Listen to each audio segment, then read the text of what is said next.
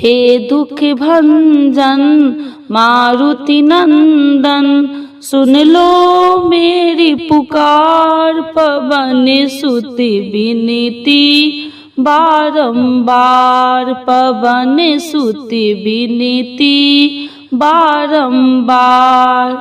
श्री हनुमान जी की जय।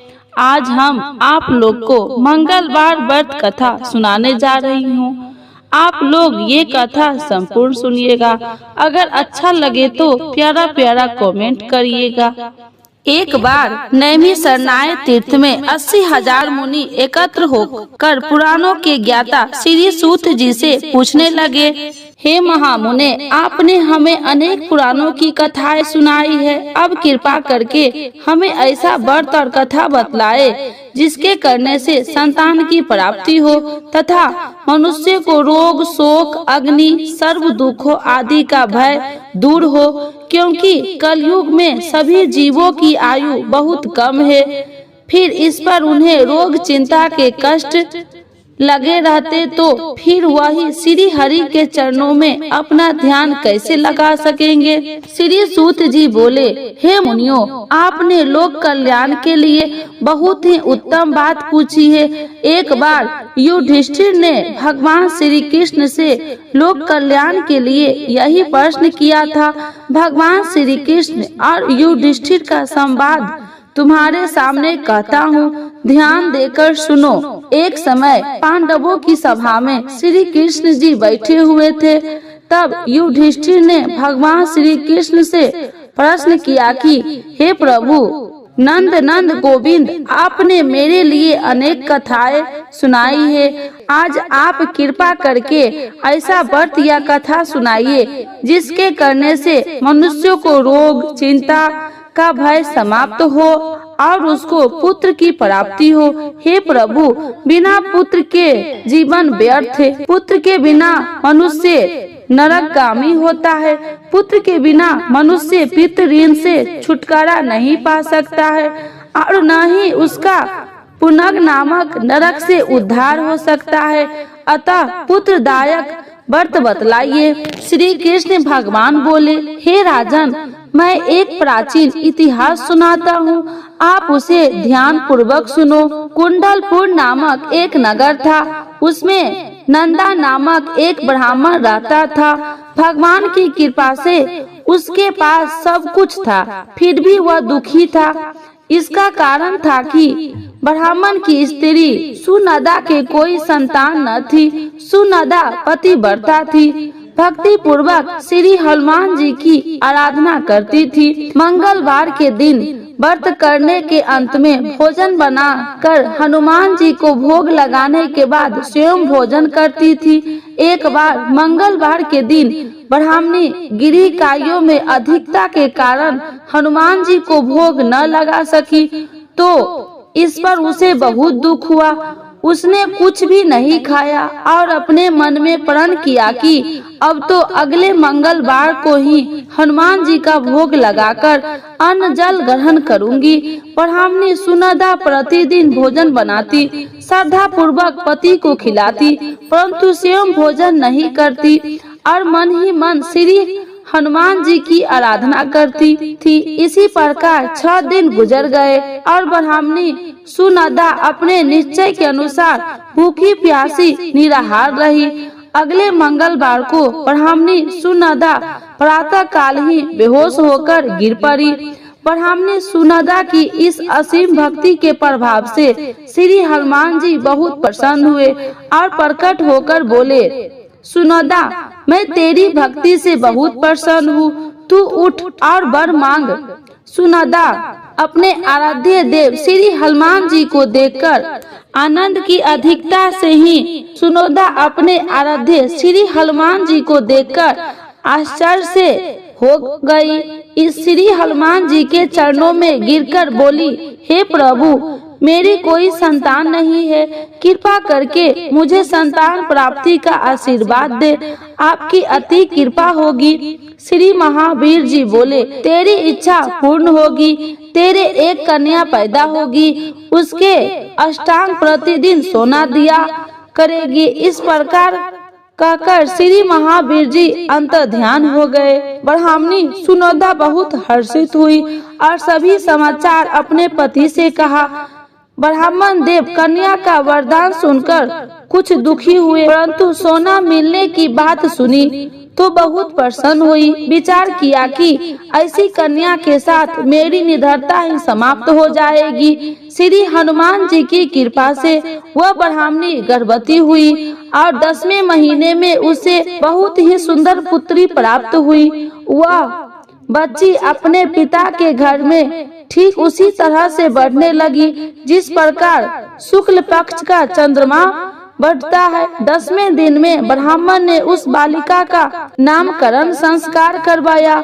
उसके कुल पुरोहित ने उसका बालिका का नाम रत्नावली रखा, क्योंकि वह कन्या सोना प्रदान किया करती थी। इस कन्या ने पूर्व जन्म के बड़े ही विधान से मंगल देव का व्रत किया था। रत्नावली का अष्टांग बहुत सा सोना देता था। उस सोने से नंदा ब्राह्मण बहुत ही धनवान हो गया।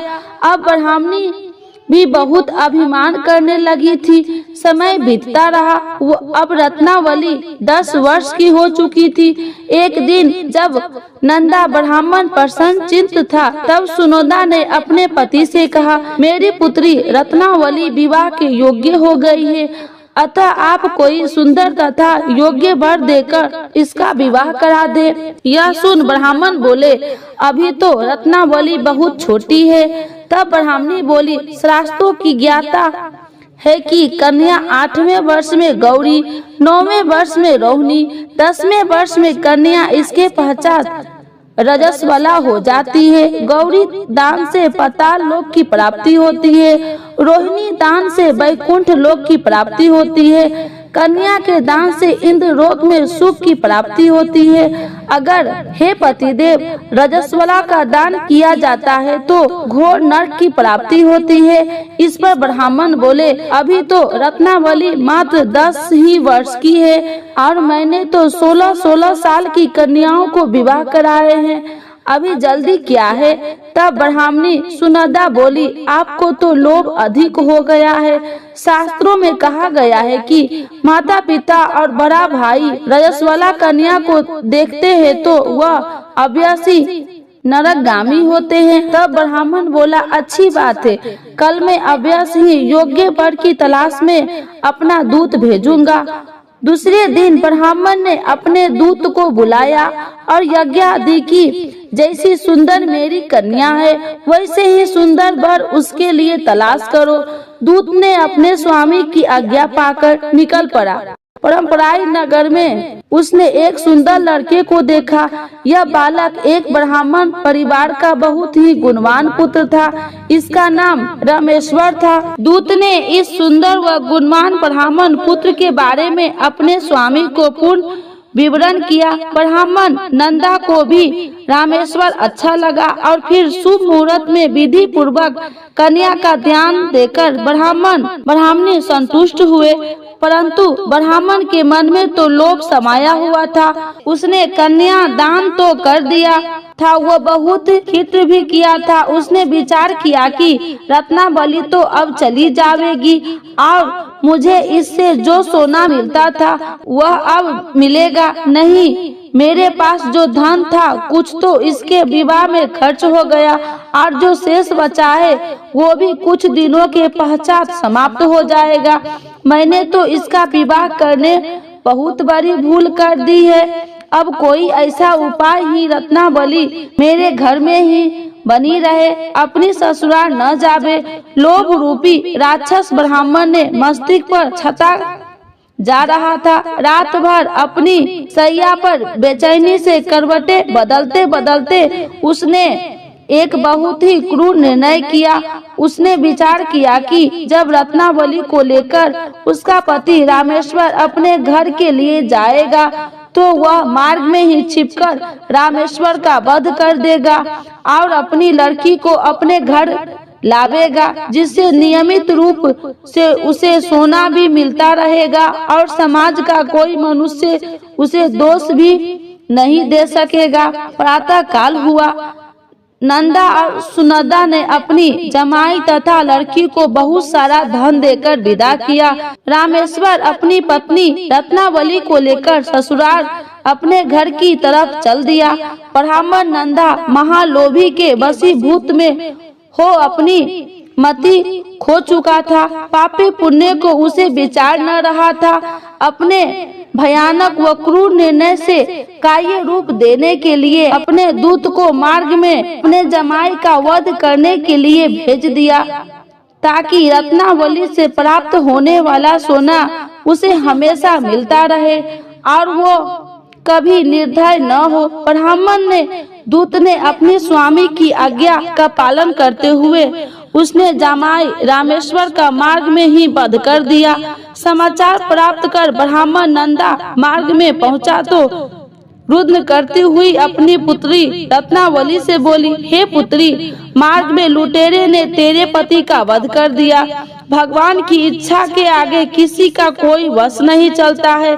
अब तू घर चल, वहाँ पर ही रहना, शेष जीवन व्यतीत करना। जो भाग्य में लिखा है वही होगा।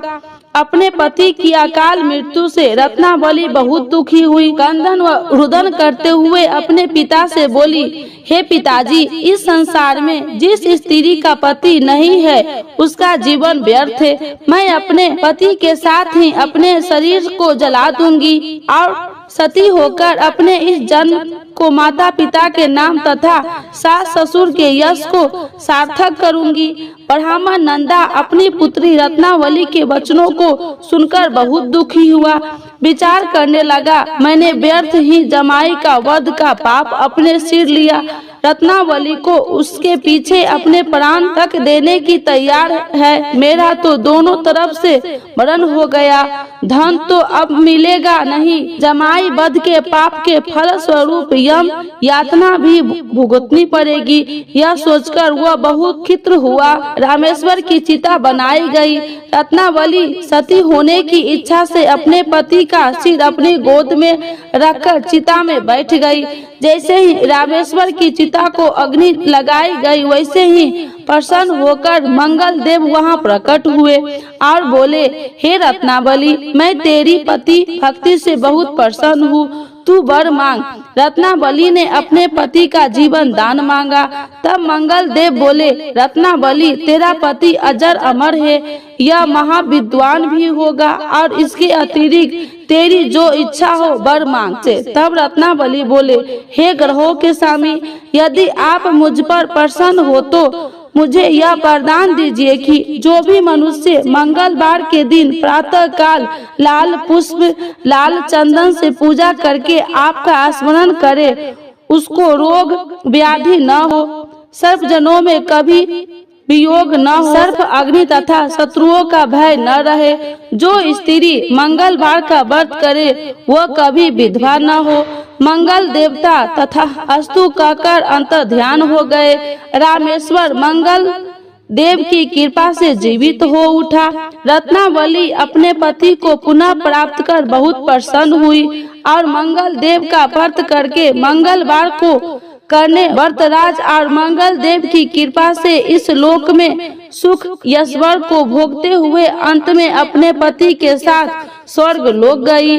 बोलिए हनुमान जी की जय।